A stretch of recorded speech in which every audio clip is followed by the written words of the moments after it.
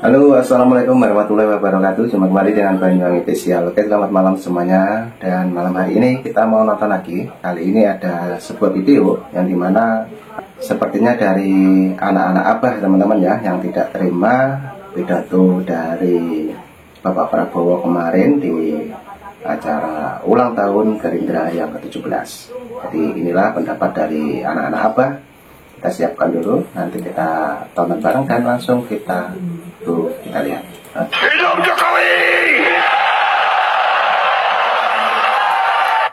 Aduh, kacau ini kalau kayak gini nih. Hidup Jokowi! Kita harus berterima kasih kepada presiden kita yang ke-7. Berterima kasih untuk apa ini, Pak? Hah? Berterima kasih untuk apa? Aku lihat masa jabatan Pak Jokowi dulu waktu dia menjadi presiden ya, IKN nggak siap ya, sampai sekarang ibu kota negara itu belum pindah ya. Lapangan pekerjaan banyak yang hilang ya, sehingga rakyat-rakyat Indonesia banyak yang bekerja ke luar negeri ya. Investor-investor asing pun nggak ada yang menyerbu ke negara kita ya. Di era Pak Jokowi dulu ya, bansos, malahan korupsi merajalela di negara kita ya. Jadi berterima kasih untuk apa? Dan rasanya dah sewajarnya beliau menjabat sebagai presiden ya, memang dah tugas beliau itu. Jadi rasanya berterima kasih untuk apa? Saya pun nggak paham ini. Satu negara kok dua presiden. Gue mau jelasin alasan kenapa selama Prabowo masih mesra dengan Jokowi, wallahi we are finished guys. Pasti chaos perjalanan negara ini. Nah, yang pertama kali Prabowo secara terang-terangan bahkan secara keras itu membela Jokowi. Gue nggak tahu ini apa karena Prabowo punya kasus takut dibongkar atau emang Stockholm Syndrome aja. Seneng jadi tawanan politiknya Mulyono. Alasan pertama kenapa kita akan chaos. Satu, selama Prabowo mesra sama Jokowi, artinya Jokowi nggak akan pernah bisa diadili. Kalau Jokowi nggak diadili, artinya pola Jokowi selama ini, pola bikin kebijakan itu ngawur, nggak melihat resiko, asal-asalan, mengabaikan akademisi, menjadi fake heroism, pahlawan kesiangan, akan dilanjutkan pola itu oleh pemerintahan Prabowo Subianto. Prabowo nggak perlu khawatir untuk bikin kebijakan yang ngawur, yang serampangan, ngerugiin APBN, lingkungan, rakyat, karena Prabowo akan mikir, toh Jokowi aja yang udah bikin damage besar selama dia mimpin 10 tahun terakhir, nggak diapa-apain kok, nggak dihukum kok, bahkan ditepuk tanganin terima kasih kok. Jadi kenapa gue harus takut untuk bikin kebijakan yang aneh, yang korup? Kedua, jangan berharap menteri-menteri bermasalah di reshuffle. Menteri kabinet Jokowi bermasalah, kayak misalnya Budi Ari yang sampai datang ke Solo ngadu biar nggak di reshuffle, Bahlil yang sampai nyium tangannya Gibran, Sri Mulyani yang jadi enabler ugal-ugalannya Jokowi, Erlangga, Zulhas, Wahyu Sakti Tronggono, atau Kapolri bermasalah Listio Sigit dan sebagainya. Jangan harap di reshuffle, karena Prabowo nggak mungkin berani reshuffle. Kalau dia berani, dia nyatain perang ke Joko Widodo. Tiga, artinya anak haram konstitusi Gibran masih akan ada sampai 2029, menjadi wakilnya Prabowo lagi sampai 2034, terus jadi presiden 2034 sampai 2044. Abis Gibran, abis itu Kaisang, Bobi, sampai Jan Etes dah tuh. Selama Prabowo masih mesra dengan Jokowi, artinya pemilu tidak akan pernah dibiarkan berjalan secara organik. Bansos dan hakim MK pasti di tangan. Pasti yang dimenangkan adalah dinasti-dinasti lagi. Abis kita guys. Jadi kok gue mulai meragukan gitu ya, Prabowo sebagai macan Asia katanya. Macan kok punya pawang. Pas selama Prabowo masih mesra dengan Jokowi, wallahi we are finished guys. Pendapat dari salah satu penduduk RT 16 RW 24 mengatakan bahwa selama Pak Prabowo bermesraan dengan Pak Jokowi, maka wallahi katanya negara kita akan chaos. Pakai bawa-bawa nama Allah, memastikan bahwa negara akan chaos kalau Pak Prabowo dengan Pak Jokowi bersatu. Dari mana ini? Pendapat apa ini? Pendapat seperti apa ini seperti ini? Maksudnya begini, dia bisa mengambil kesimpulan seperti ini atas dasar apa? Kalau Pak Jokowi dengan Pak Prabowo bersatu maka Indonesia akan chaos. Ini dari mana? Chaosnya chaos apa? Justru yang membuat negara ini chaos adalah adanya kalian, penduduk 16, RT 16, RW 24, yang tidak juga move on dengan kekalahan. Itu yang membuat chaos. Ya, orang-orang yang sakit hati itu, yang dulu pernah mendukung Pak Prabowo, kecewa karena Pak Prabowo bersatu dengan Pak Jokowi. Seperti siapa? Habib Rizik yang teriak-teriak, adili Jokowi, adili Jokowi, Surat Indonesia harus mengadili Jokowi, harus teriak-teriak dari Sabang sampai Merauke, adili Jokowi, adili Jokowi. Kayak iya wajah Habib Rizik ya. Dan ini pengikutnya Habib Rizik ini, laki-laki ini ya, anak muda tapi otaknya didengkul, ya kan? Masa bisa bilang negara chaos kalau Pak Prabowo dan Pak Jokowi bersatu? Gimana? Kemarin-kemarin 5 tahun Pak Prabowo menjadi Menhan, chaos nggak negara kita? Nah, itu aja. Jadi mengada-ada dia ini. Mungkin ya orang ini tidak paham arti chaos apa. Pemicu kekeosan itu apa? Pemicu chaos di negara kita itu adalah ekstremis-ekstremis. Orang-orang yang memang ingin membuat kekacauan. Siapa yang selama ini ingin membuat kekacauan? Ya mereka-mereka ini. Ya, yang selalu menyebar fitnah, menyebar hoax, menyebar kebencian, narasi-narasi, menggiring opini untuk membenci Pak Jokowi, untuk memisahkan antara Pak Prabowo dengan Pak Jokowi, untuk mengadu domba. Ini yang bikin chaos. Contohnya pagar laut, sempat chaos kan? Ternyata siapa yang bikin pagar? Orang PDIP, dan sekarang diam. Kemudian apa? Terong Bulura. Jadi chaos kan? Ternyata Bu Iriana bla bla bla. Ternyata fitnah kan? Sudah terbukti fitnah. Itu yang bikin chaos itu kalian itu yang demo-demo berjilid-jilid itu. Demo dibayar untuk menggulingkan Pak Jokowi, tapi gagal. Karena gagal terus, akhirnya apa? Kalian menginginkan negara ini chaos sebenarnya, tapi gagal. Akhirnya bilang kalau Pak Jokowi dengan Pak Prabowo bersatu negara chaos. Wallahi bawa nama Allah. Waduh. Kamu ini anak muda harusnya memberi contoh yang baik. Sebagai anak muda, generasi muda yang keren, contohlah Mas Gibran itu punya prestasi. Prestasi kamu apa? Menggiring opini, menginginkan negara ini chaos. Wallahi bawa nama Allah. Dengkul ambles. Jokowi adalah. Nah itulah teman-teman ya, nah, sekilas dari penjelasan anak DJ ataupun anak jenderal. Oke, jadi untuk videonya masih panjang. Nah, ini juga ada lagi video yang menyinggung tentang Pak Prabowo. Oke, kita langsung kita play.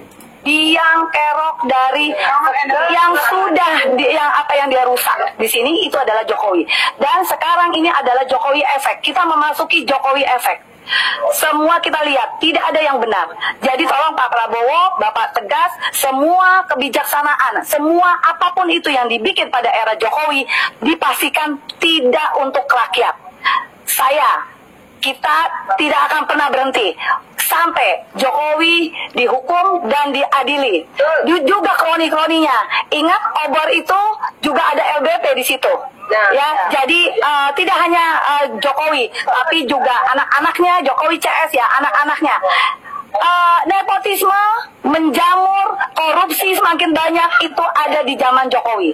Jadi sekali lagi Pak, adili hukum seberat-beratnya Jokowi dan batalkan semua proyek kebijakan PSN, PIK 2 apalagi, dan juga tolong diperhatikan Pak kedaulatan kita. Kita semua akan membantu Bapak, dan kita siapa? Kita akan ada di depan. Ya kita emak-emak, kita akan mendahului yang lain. Kalau memang yang lain itu hanya menunggu komando-komando, kita yang akan ada di depan. Karena kami adalah Ibu Pertiwi yang melawan, kami tidak pernah menangis, tapi kami akan melawan. Karena kami tahu musuh kami itu adalah zolim, sejolim-jolimnya yang tidak akan bisa luluh dengan air mata. Kami akan melawan dan ya, Aguan pun juga menjadi musuh kami semua ya. Sekian dan terima kasih. Kabinet ini kabinet gemuk, terlalu besar. Kalau ada orang mengatakan kabinet ini kabinet gemuk, terlalu besar, aku setuju Pak. Ya, kenapa aku katakan aku setuju ya? Benar, kabinet Bapak terlalu besar ya, sehingga itu membuat pemborosan anggaran ya. Belum lagi Bapak melantik staf-staf khusus di kalangan artis ya, seperti si Dedi itu ya. Dimana dulu kita tahu si Dedi itu ya profesinya di televisi ya sebagai pesulap, sekarang diangkat menjadi staf khusus di Kementerian Pertahanan ya. Kalau Bapak mau membanding-bandingkan dengan negara luar ya, seperti Timor Leste yang Bapak katakan jumlah rakyatnya hanya 2 juta orang, tidak lebih sebesar kota Bogor, kabinetnya aja hanya 28 orang. Pak, Bapak lihat ya Amerika Serikat ya, di mana masyarakat Amerika itu lebih besar lagi dari Indonesia. Menterinya aja nggak sebanyak di Indonesia Pak ya. Jadi kalau ada orang mengatakan kabinet ini kabinet gemuk, aku setuju. Hidup Jokowi!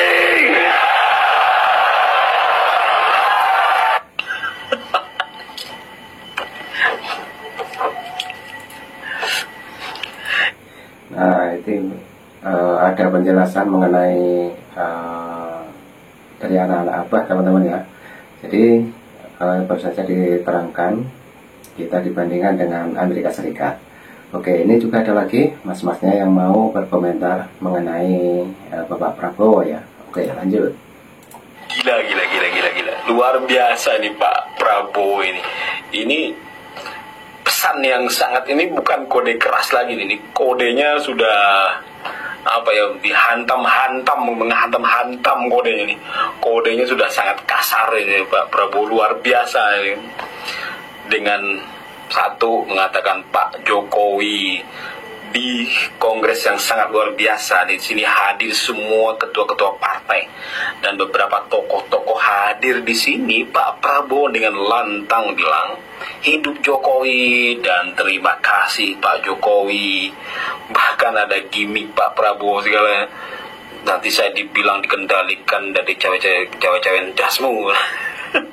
Lucu Pak Prabowo, lucu dan konyol ya. Tapi hal yang kayak gini nih malah semakin panas nih. Orang-orang yang selama ini ingin mengadu domba dan masih ada bahasa-bahasa semoga Pak Prabowo jadi presiden beneran tanpa dikendalikan oleh Jokowi, ini mereka akan semakin panas, mereka akan semakin sakit kepalanya ini. Saya yakin mereka akan semakin sakit kepalanya. Dan para pengamat-pengamat yang selama ini pengamat-pengamat yang selama ini selalu bilang mudah-mudahan Pak Prabowo gini-gini dan adili Jokowi dan sebagainya, ini mereka semakin lemes, kepala mereka lemes ya kan. Masih ada aja pola adili Jokowi lah ya kan, adalah ini Mulyono dan sebagainya, ini udah nggak mempan. Ini di grup besar dan disiarkan di seluruh Indonesia loh ini ya. Bagaimana Pak Prabowo sangat menghormati perkawanan dan pertemanan, dan bagaimana Pak Prabowo bilang saya jamin Pak Jokowi itu hanya ngomong tentang rakyat Indonesia, tentang bangsa Indonesia. Tidak ada kepentingan dan ambisi macam-macam Pak Jokowi. Dan karena saya sudah 5 tahun bersama Pak Jokowi dan saya sudah melihat ya. Jadi kasihan ya mereka yang teman-teman yang masih teriak-teriak adili Jokowi dan masih bilang Pak Prabowo hebat. Nah, tapi jangan sampai dikendalikan Jokowi. Benar kata Pak Jokowi kan di pidatonya kan, dikit-dikit salah Jokowi ya kan. Mereka nggak berani mengkritik Prabowo, mereka nggak berani mengkritik Pak Prabowo karena takut kali ya. Ngoroki gerung aja ngomongin bajingan tolol aja langsung mengklarifikasi. Sebenarnya yang saya bilang itu bukan Pak Prabowo, itu saya udah dikonfirmasi sama yang mewawancari saya itu, yaitu yang bajingan tolol Jokowi.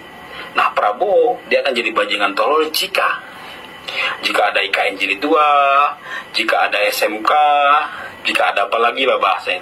Ini cuma ngelesnya Rocky Gerung aja. Saya yakin Rocky Gerung gemetaran juga nih kalau ditelepon Prabowo. Rok, ngomong apa sih lu? Sini lu. Lu jangan ngomong sembarangan lu. Masalahnya Rocky Gerung ini kan dekat sama orang Cendana. Mereka dekat sama Tommy, dekat sama keluarga Pak Soeharto, ya kan, sering dulu lihat aja foto-fotonya, sering ketemu, sering macam-macam. Nah, Pak Prabowo dia juga dekat, orang dulu dukung Prabowo, ya. Aduh, jadi Rocky Gerung nih kayaknya mikir nih, ini saya mau ngomong apa lagi nih ya. Nah, jadi mau ngomong, jadi dari ini akan jadi berita besar ini, dan nanti kita akan dengar nih mungkin 1 hari, 2 hari, 3 hari sampai seminggu yang dibahas di media-media, yang dibahas di podcast pasti tentang ini, ya kan? Ngeri, Pak Prabowo nih ngeri banget, dan saya ngeliatnya lucu banget ya, gila Pak Prabowo nih. Jadi pidatonya nggak membosankan ya, pidato politiknya itu malah lucu, santai, menggembirakan, dan bikin orang ketawa, itu menarik sih. Menarik menurut saya, cara-cara pidatonya nggak kaku gitu kan, santai ya. Pak Prabowo mungkin sudah mulai terbiasa dengan momen-momen seperti ini ya, dan menurut saya ini sudah bukan kode keras lagi, kode kasar gitu ya. Kalau masih aja ada yang ngomongin tentang apa dikendalikan Jokowi, ini orang udah nggak otaknya sedeng gitu ya, udah nggak kepikiran gitu, udah nggak bisa membaca fakta gitu, masih aja diulik-ulik, masih aja nggak mungkin, udah nggak mungkin terjadi, udah menyerah saja, udah lebih baik move on dan lanjutkan yang lain. Kalau mau kritik pemerintah, sudah selesaikan, udah nggak usah lagi dikait-kaitkan dengan Jokowi, dikait-kaitkan dengan Mulyono dan sebagainya, gitu sih menurut saya guys. Nah oke teman-teman, itulah penjelasan dari masnya yang baru saja kita simak untuk videonya ya, sangat benar sekali, dan mungkin masnya ini juga orang dekat pemerintahan ya, karena lebih tahu. Dan tadi di depan juga ada para netizen, terutama anak-anak abah yang berkomentar sangat sadis sekali teman-teman. Dan mungkin penonton setia dari Banyuwangi Official yang mau berkomentar, tekan tulis di kolom komentar saya. Oke, terima kasih semuanya. Salam buat keluarga, sehat selalu. Selamat malam dan sampai jumpa. Terima kasih. Thank you.